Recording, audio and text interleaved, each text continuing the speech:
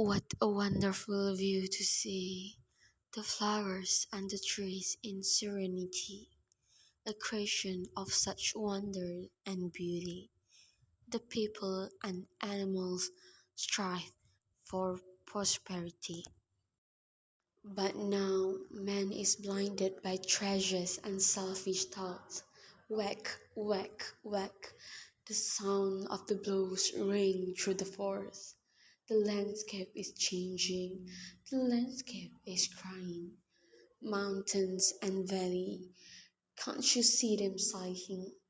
The roots of these great trees will wither and die. There's no other majestic than a tree, a product of God's power of infinity. Where once there was a life and beauty, only black and smoldery ruins remained. You are chopping down this tree with no thoughts for the future. What a fool man was to think he will prosper, when the joy he felt now, tomorrow will differ.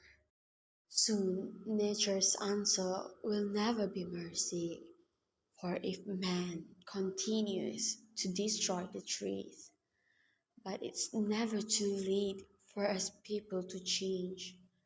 'Cause I don't care if you're going nowhere, just take good care of the world.